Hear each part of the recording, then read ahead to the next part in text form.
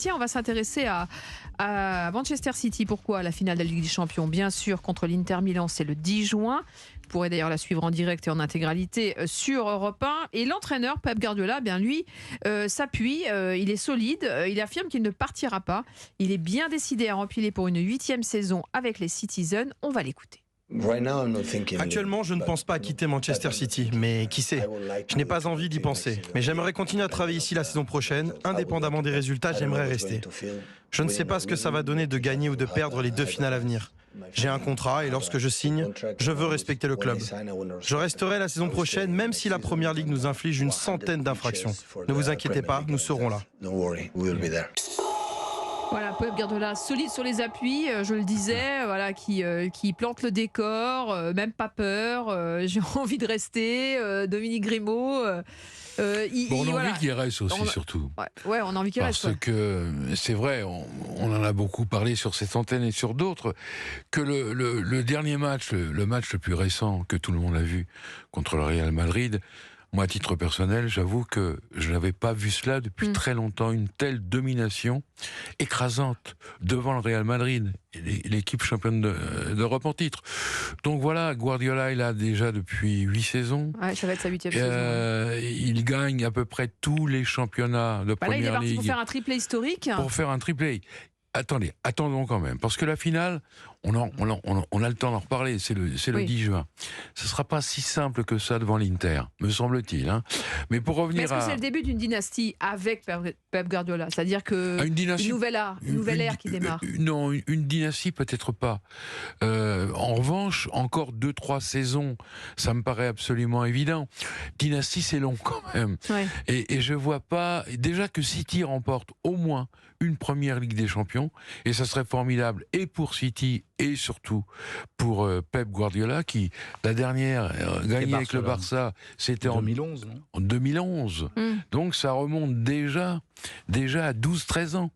Donc voilà, on lui souhaite en tout cas, on souhaite à Guardiola, dans la dynastie, non, je pense pas, parce que... Est-ce que City va devenir le nouveau boss de l'Europe, quoi? C'est la question qu'on se pose ce soir. Je crois que c'est ponctuel. Je crois qu'aujourd'hui, ils sont déjà dans le top 4, top 3 depuis avec l'équipe plusieurs années. Dont il dispose, le banc, avec un coach comme celui-là qui veut rester. Il y a tellement de va-et-vient. On parle déjà, Gundogan devrait quitter City, Bernardo Silva pourrait rejoindre le PSG. Haaland, est-ce qu'il va rester encore un peu à City? Mais un jour ou l'autre, on le retrouvera au Real ou au Barça. Donc voilà, parler de dynastie, non. Parler de domination actuelle de City, elle est indéniable, incontestable. Pour vous, c'est le début de l'histoire, il ne faut pas s'enflammer. Patrick Juillard?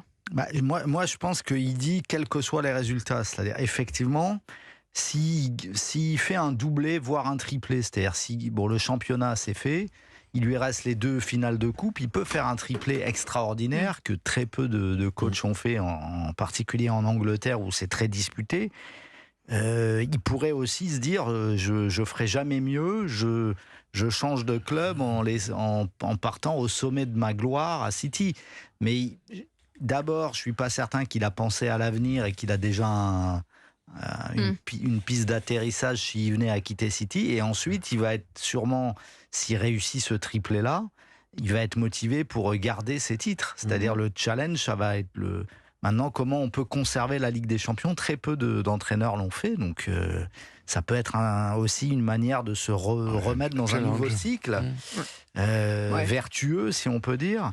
Maintenant, oui, est-ce que c'est une dynastie? Non, parce que, à mon avis, non, parce que cette saison, par exemple, Liverpool a raté sa saison, mais je pense pas qu'il veuille en rater une deuxième de suite. Le PSG a beaucoup à se faire pardonner.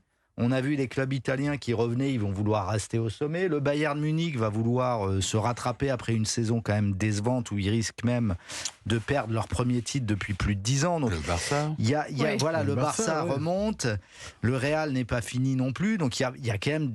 Il y a de la concurrence. Il y a de la concurrence, oui, ça c'est sûr. Je pense pas qu'on puisse s'établir sans partage et dire aux autres, regardez, on quitte plus le trône. Là, il y a quand même du monde. Hein. Alain Giresse, sur cette domination de City, est-ce que selon vous, c'est le début d'une longue histoire avec Pep Guardiola qui donc va rester ou veut rester en tout cas? Oui, mais la finale va être déterminante. La finale est déterminante et je rejoins Dominique. Ça ne sera pas si évident que ça.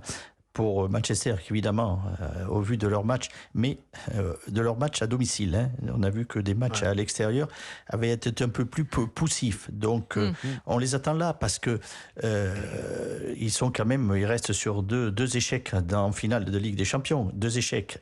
Si c'est le 3e, est-ce qu'il va d'abord les instances de Manchester accorderont encore du crédit à Guardiola? Déjà, il n'y a pas beaucoup d'entraîneurs qui auraient survécu à 2 échecs en finale d'une Ligue des Champions. Et moi je dis bravo aux dirigeants parce qu'ils n'ont pas bouleversé tout ça et ils ont laissé Guardiola continuer à travailler et à bâtir cette équipe qui semble être le plus près de gagner cette compétition. Donc oui, après il y a un élément qui va rentrer en ligne de compte dans la donnée de dynastie, c'est le côté charismatique.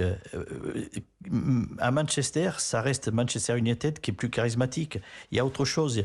Il y a une histoire, il y a un passé que City n'a pas et qui fait que on les représente pas, même si, attention, actuellement, ils sont largement supérieurs. C'est une équipe qui vraiment qui démontre un jeu et de performance exceptionnelle. Mais voilà, il y a aussi ce côté-là. Il y a des clubs qui ont une histoire, qui ont vécu, qui fait qu'aussi on les représente sur un autre plan que on peut le faire pour Manchester City à l'heure actuelle. Donc la dynastie, non, oui, en ce moment, oui. La domination d'un football actuellement, oui, certainement. Le football le plus bizarre actuellement, oui. Ouais, dynastie, il faudra attendre un peu. Ouais. Manchester City qui est en route, luxe sonore pour un potentiel fabuleux triplé. On l'a dit, championnat, cup, Ligue des Champions. Avec la Première Ligue déjà dans la poche, ce serait, je crois, le 5e titre sur 6 saisons, c'est ça, pour City, sur ces 7 dernières saisons. 3e consécutif. Ouais. Voilà, c'est ça. Donc c'est quand même un sacré boulot de la part de Pep Guardiola. Vous le disiez, effectivement, c'était courageux de la part du staff, du club, de garder Guardiola pour jouer justement sur la stabilité. Est-ce que ça peut continuer à... Est-ce qu'ils vont rentrer dans une spirale qui pourrait les laisser tout en haut? Vous voyez le Real revenir? Moi, je ne pense pas, honnêtement. Ou d'autres clubs? Oui, qu'on a cité le Barça, parce que le Barça, moi, je crois qu'avec ce qu'ils viennent de faire, là, ils ont relancé, ils sont champions. Je pense que le Barça, on va en entendre parler. Est-ce que c'est la meilleure équipe de Guardiola depuis son Barça 2011? Pourquoi? Puisque c'est là où il se retrouve en finale de la Ligue des Champions. Oui, sincèrement, oui, parce que je crois que quand on voit les joueurs qui composent cette équipe et la manière dont il a... je crois que c'est toi, Dominique, qui parlais du match contre le Real Madrid. Moi, pareil, je suis resté scotché par la qualité du jeu et surtout le coaching de Guardiola, quoi. Et c'est quelqu'un qui mérite vraiment ce qui lui arrive, parce que c'est un garçon il est d'une patience incroyable, parce qu'il aurait pu lui aussi dire au niveau de Manchester City, j'y arrive pas, je m'en vais. Il est resté là, il a su... 7 ans, c'est long quand même pour un coach. C'est une longévité qui peut impressionner. C'est un garçon de patient, et il a réussi, enfin, je dirais, à faire ce qu'il voulait. Mais de là à dire que ça va être l'équipe qui va surclasser tout le monde dans les prochaines années, moi je ne crois pas du tout. Parce qu'il y a une telle course aux armements des autres équipes qu'on ne peut pas les éliminer comme ça et dire ça y est, City a fait le trou et ils seront pas rattrapés pendant 3-4 ans. Ça, j'y crois pas. Maintenant, je suis d'accord, c'est sans doute c'est peut-être pas la meilleure, mais c'est la plus équilibrée, la plus efficace de ces équipes. Et pour moi, le symbole de ça, c'est le choix des 2 ailiers, Grealish et Bernardo Silva, au lieu de Foden et Riyad Mahrez. Et la position de qui incarnait plus la créativité et un certain déséquilibre vers l'avant. Là, on a 2 ailiers qui sont à la fois de superbes joueurs de ballon, mais aussi des joueurs très travailleurs qui courent beaucoup. Donc c'est un Barça qui... vous voyez, c'est un lapsus révélateur. C'est un City qui mouille plus le maillot, qui couvre plus de terrain. Et c'est pour ça qu'il gagne plus, je pense. C'est pas parce qu'il est plus beau, c'est parce qu'il y a quelque chose de plus efficace. Et puis effectivement, Haaland, le facteur X, qui change tout. Au match aller, quand même, qui change tout. Et puis qui pèse sur les défenses adverses, qui impressionne. Il impressionne, c'est vrai. Il y a un côté, c'est comme certains dans d'autres sports, des joueurs comme Chabal ou Lomou au rugby. Ils faisaient peur à l'adversaire au-delà de leur qualité, et donc ça donne un plus dans le rapport de force, quoi. Supérieur. Donc, au-delà de ses qualités, il y a quelque chose d'impressionnant qui... Alain Giresse. Voilà. Ah oui, je peux que souscrire. Oui. Ce qui fait qu'avec les principes de jeu de Guardiola ont été légèrement modifiés justement par rapport aux caractéristiques de ce joueur qui a besoin un peu d'espace et les matchs qui ont été brillamment, pas le dernier, mais notamment contre le Bayern, c'est le Bayern qui avait la possession de la balle la plus importante dans ce match-là. Mais c'est simplement une adaptation à ce joueur-là qui amène évidemment fatalement le plus. Et c'est pour ça que cette équipe-là de Guardiola est certainement après celle de Barcelone la plus armée qu'il est pour pouvoir justement obtenir ce titre. Donc voilà, c'est impressionnant. Et puis alors, on la ressent bien parce que on voit pas quelqu'un qui sort de ce groupe-là avec des attitudes individualistes. On sent que tout le monde se met au boulot, là, on vient de le dire, pour le collectif.